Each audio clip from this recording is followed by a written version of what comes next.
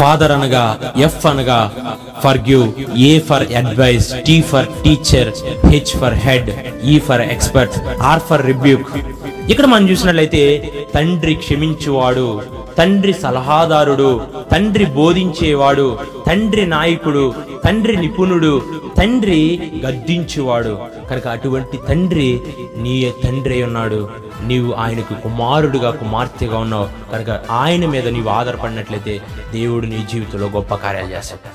ఈ వాక్యం వింటున్న వారికి చాలా మందికి తండ్రులు లేకపోవచ్చు, ఆయన దేవుడు నీతో మాట్లాడుతున్నాడు. కీర్తన గ్రంథం 146 అధ్యాయం 9వ వచనాన్ని చూసినట్లయితే ఆయన తండ్రి లేని వారిని వెదవరాండ్రను ఆదరించువాడు. ఈరోజు నీకు తండ్రి లేడని బాధపడుతున్నావేమో, అయ్యో నా తండ్రి మరణించాడని బాధపడుతున్నావేమో, అయ్యో నా తండ్రి నా నుంచి దూరం అయ్యాడని బాధపడుతున్నావేమో, అయితే దేవుడు నీతో మాట్లాడుతున్నాడు. నీకు ఆయన తండ్రి అన్నాడు అని తెలియపరుస్తున్నాడు.